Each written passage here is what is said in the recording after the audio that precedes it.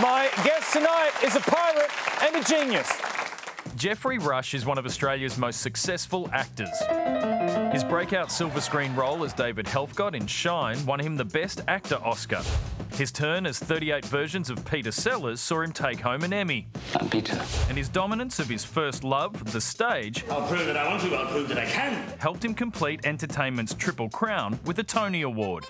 He's bossed around a king, Would I lie to a prince of the realm to win 12 pennies? played a talking pelican, Your dad's been fighting the entire ocean looking for you. and is a villain in one of the biggest movie franchises of all time. You best start believing in ghost stories. You're in one. Pirates of the Caribbean returns to our seas later this month for the blockbuster 5th instalment. The men tell no tales. Please welcome Geoffrey Rush. Now, this new Pirates of the Caribbean movie, you were in it. I have seen it. I haven't. Really? No. You haven't seen it yet? No. I think you'd like it. Yeah. I think you'd be into it. I had work done for it. This is like 20 years on from the first film. My face is so crusty. It's like if you're doing one of those ads for like farm fresh eggs and a bucolic setting and orange juice, and you wanted to slice through a big crusty farm loaf, you could use my face. So you've been making Pirates of the Caribbean movies since 2003. Now, Yeah.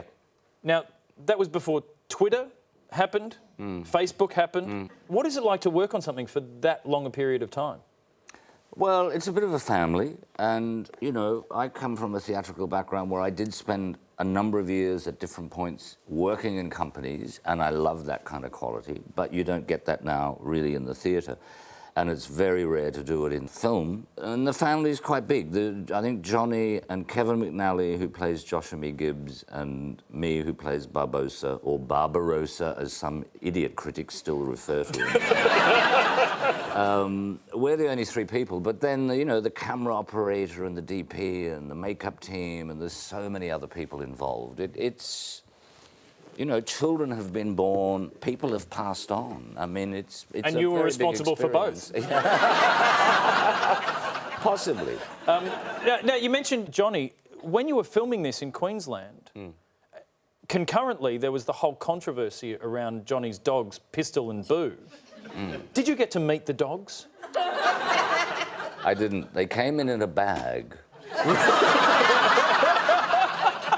And I don't think they were ever let out.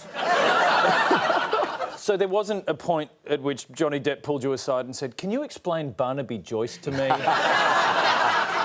I probably wouldn't have been able to do that. Now, you initially studied to be a clown. You studied in France, and we actually found some footage of you clowning in the ABC archives. Let's take a look at this. Being a clown is, one, I think, being funny, but not being funny deliberately. So, first off, it's safe to say that was a while ago. That was close to being in the womb. And I'm curious, what did you learn from being a clown that you use in your career? It was a 2-year course, and it wasn't all about clowning. It was really an approach to movement through an approach to acting through movement and through masks, commedia masks, and so forth. And the final thing that you did was to try and find your own kind of fundamental personal identity for imaginative release. The idea of finding your clown, almost, is the way some people refer to it. Yeah. Yeah. And that just gives you a great freedom to play. When I was playing Einstein had a lot of impish, clownish qualities, and it was something that I thought about a lot in the creation of that role, just to avoid constantly playing an astrophysicist, or a genius. You can't walk around all day kind of wide-eyed going, "I'm so bright, I'm alarmingly intelligent." Sometimes it's good for him to pratfall or miss a moment, and you find a vulnerability within that. You played Einstein, you played Peter Sellers, you played David Helfgott. You have played geniuses. What in your mind makes a genius? There's a great definition I found this so that I could sound very smart talking to people like you. It's not difficult to look smart talking to me. I wanted to find that out even before we started filming the series, and I did find a German philosopher, Schopenhauer, and I thought this makes it sound very authentic. You sound good just saying Schopenhauer in conversation. Yeah. Well, Schopenhauer said talent. He was trying to say, what is genius? He said talent hits a target that no one else can hit. And you think, great sportsmen, great musicians, or whatever. Genius hits a target that no one else can see. And all the great geniuses came up with something out of nowhere.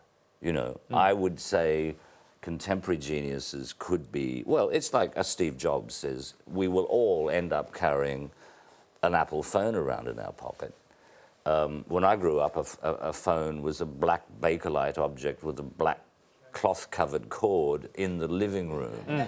And the camera was shit ass. That's right. Back there, moving closer. Pirates of the Caribbean, Dead Men Tell No Tales is out on the 25th of May. Would you please thank the wonderful Geoffrey Rush? Thank you, Geoffrey. Thank you.